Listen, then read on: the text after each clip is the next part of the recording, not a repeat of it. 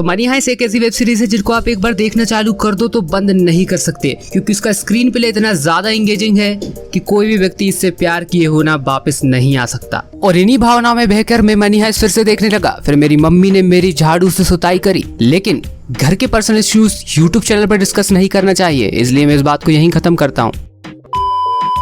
एक web series को बनाने में कई ज्यादा कॉम्बिनेशन की जरूरत होती है, जिसमें से कि एक्टिंग, डायरेक्शन, एडिटिंग, प्रोडक्शन, बहुत सी चीजों का सहयोग होना जरूरी है। और उन सारी चीजों का कॉम्बिनेशन इस वेब सीरीज में आप परफेक्ट तरीके से देख सकते हैं। लेकिन बहुत से लोग दोस्तों वीएफएक्स पर तो ध्यान ही नहीं देते हैं। तो आज की इस वीडियो में हम आपको बताने जा रहे हैं कि किस तरीके का और कैसा वीएफएक्स इसमें यूज किया गया है। और यकीन मानिए दोस्तों, अगर आप टेक्निकल पोर्शन में ज्यादा इंटरेस्टेड नहीं है, इसके बाद भी ये वीडियो आपको बहुत ज्यादा पसंद आने वाला है। आई होप आप में से बहुत सारे लोग विजुअल इफेक्ट्स टेक्निक को तो जानते ही होंगे, लेकिन जो लोग नहीं जानते हैं वो भी इस वीडियो को बहुत अच्छे तरीके से समझ सकते हैं। लेकिन दोस्तों, अगर आप मूवी सिनेमा में हाईली इंटरेस्टेड हो और इस चैनल के दर्शन अगर वो पहली बार हो रहे हैं तो प्लीज जाकर चैनल को सब्सक्राइब कर लो, क्योंकि हम ऐसे वीडियोस आपके लिए लाते रहते हैं। साथ ही हम आपको प्रोवाइड करवाते रहते हैं movies recommendation, fact related videos और भी बहुत सारी चीजें। और अभी हम रिव्यूज का काम भी चालू कर रहे हैं, आप लोगों का बस सपोर्ट चाहिए। So without delay let's start.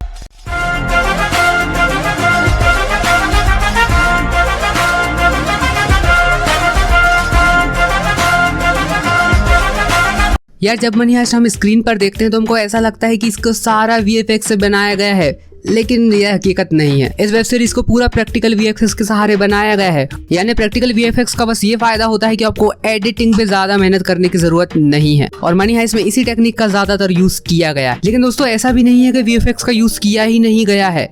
ऐसी जगह वीएफएक्स का यूज किया गया है जहां आप सोच भी नहीं सकते। वीएफएक्स का यूज हेलीकॉप्टर्स पे किया गया है, फोटोज पे किया गया है, जहां तक कि प्रोफेसर स्ट्रीट पे दिखाई देते हैं तो वो भी ग्रीन स्क्रीन इफेक्ट के द्वारा बनाया गया है। लेकिन दोस्तों, आप सब लोग ये सोच रहे होंगे कि वीएफएक्स का यूज फोटो पर क्यों किया गया? नॉर्मल फोटो भी तो यूज की जा सकती थी ना सिनेमा। लेकिन मैं इस चीज का जवाब इस वीडियो के एंड में देने वाला हूँ। तो दोस्तों, आइए बात कर लेते हैं हमारे पहले पॉइंट के बारे में, जब टोक्यो को एक स्ट्रेचर पर रखकर बर्लिन बाहर फेंक देता है। और यकीन मानिए दोस्तों, ये सीन बहुत ही ज्यादा सेटिस्फैक्टरी होता है। आखिरकार टोक्यो ने कारनामे भी ऐसे ही किए होते हैं। इतनी बड़ी मुसीबत टूटने के बाद भी, कोई प्लान नजर ना आने के बाद भी टोक्यो बर्लिन पर बंदूक तान देती है और कहती है कि मुझे इस प्लान के बारे में सुनना है।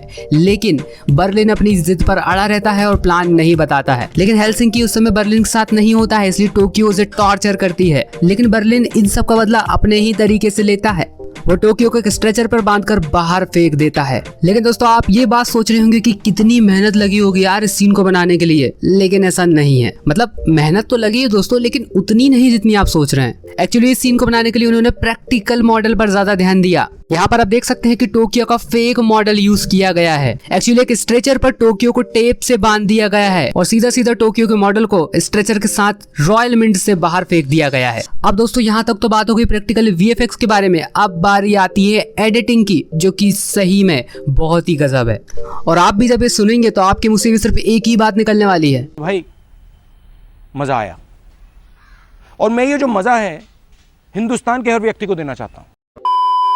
यार सही में मानना पड़ेगा, यहाँ पे एडिटर का बहुत ही गजब काम है। क्योंकि दोस्तों, जब इसकी एडिटिंग हुई तो एडिटर ने आपको उन्हीं एंगल से इसको बताया कि जहां आप डॉल को पकड़ ही ना पाओ। जरा इस सीन को देखिए, यहाँ से पूरे सीन को ब्लर कर दिया गया। अगला सीन आता है स्नाइपर के पास से, वहां से इस सीन को दूर बताया गया ताकि आपको डॉल पहचान में ही ना आए। और जब स्ट्रेचर से गिरता हो टोक्यो को बताया गया तो उसका क्लोज शॉट लिया गया। और इतने दूर कैमरा रखने का मतलब दोस्तों ये नहीं है कि आप टोक्यो के मॉडल को ना पहचान पाओ। और इन सब की बजाय एक इंटरेस्टिंग कारण इसके पीछे और है। इस सीन को दूर से बताने का पर्पस दोस्तों ये भी है कि इस सीन में मूवमेंट भी दिखाना बहुत ज्यादा जरूरी था, नहीं तो लोगों को पता चल जाता कि ये फेक टोक्यो है। लेकिन दोस्तों, आपके मन में एक सवाल और आ रहा होगा कि इसके बाद जो टोक्यो को शॉक्स वगैरह लगते हैं, कहने का मतलब जो ब्रेकर्स पे जो शॉक लगते हैं, उसका क्या सिनेमा है? तो उसका जवाब भी मेरे पास है दोस्तों। क्लोज सीन को जब बनाया गया तो रेलिंग्स को रख दिया गया ताकि उस पे से स्ट्रेचर चल के नीचे की ओर आ सके। बाद में जिस रास्ते से स्ट्रेचर नीचे चलकर आया था उस रास्ते को वीएफएक्स की मदद से हटाया गया। तो यार सीजन 4 का सबसे दुखदाई अगर कोई सीन है तो वो नायरोबी के मर्डर वाला सीन है।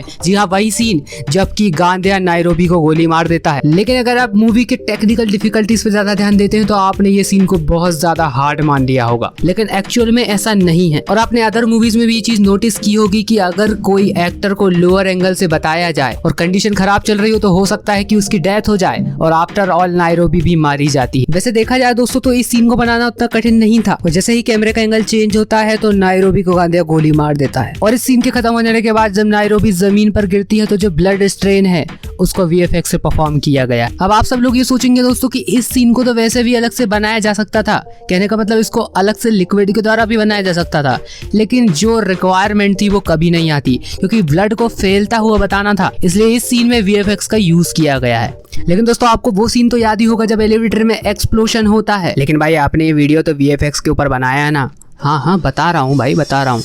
जब एलिवेटर में एक्सप्लोजन होता है वो पूरा का पूरा वीएफएक्स है, कहने का मतलब पूरा का पूरा सीजीआई से बनाया गया है, इसमें कोई भी चीज का प्रैक्टिकल यूज नहीं किया गया है। और आपको वो सीन भी याद होगा जब मैड्रिड पर पैसों की बारिश होती है। और यार इसमें कौन सी ये चीज यूज की है बैलून जैसी, सही में मेरे को नहीं पता। ए भाई को कुछ नहीं पता। चुप, बिल्कुल चुप। हिम्मत कैसे हुई तेरी मुंह खोलने?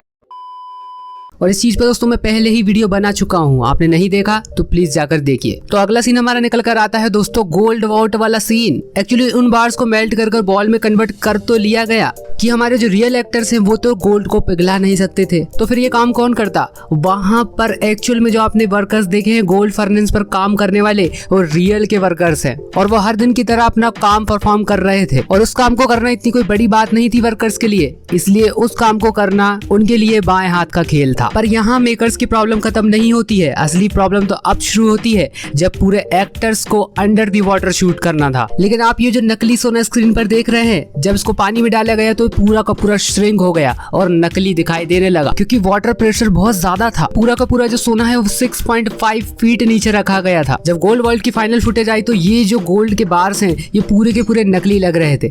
बाद में इन गोल्ड्स को वीएफएक्स की मदद से ठीक किया गया, थोड़ा बहुत एडिटिंग की गई, रीलैपिंग की गई, बाद में इन गोल्ड्स को ठीक किया गया और आपके सामने फाइनल फुटेज दिखाई गई। और वीडियो की शुरुआत में मैंने आपसे कहा था दोस्तों कि मैं आपको लास्ट में बताऊंगा कि इस सीन के लिए फोटोग्राफ का यूज क्यों नहीं किया गया, ग्रीन स्क्रीन का क्यों यूज किया गया। क्योंकि दोस्तों आप जैसा कि जानते हैं जब हम फोटो में से फोटो लेते हैं तो एक रिफ्लेक्शन टाइप से दिखता है, और अगर इसमें रिफ्लेक्शन दिखता तो वो कितना खराब दिखता दोस्तों, इसलिए इसमें ग्रीन स्क्रीन फोटो का यूज किया गया है। तो दोस्तों एंड ऑफ द वीडियो इतना ही, लेकिन अभी तक आपने चैनल को सब्सक्राइब नहीं किया तो प्लीज चैनल को सब्सक्राइब कीजिए। और हाँ, वीडियो अगर अच्छा लगा हो, वीएफएक्स के बहुत बड़े फैन हो, बिहाइंड द सीन बहुत ज्यादा देखना पसंद करते हो, तो प्लीज चैनल को सब्सक्राइब कर लो और वीडियो को लाइक कर लो। और अगला वीडियो हम बर्लिन के फैक्ट्स पर रिलीज करने वाले हैं, लेकिन आपको उसके लिए क्या करना है, नीचे जाकर सिंपली कमेंट करना है बर्लिन, बस हम वीडियो जल्द से जल्द रिलीज करने की कोशिश करेंगे। बाकी मिलता हूं मैं आपसे अगले ही दासू वीडियो में, तब तक के लिए बाय।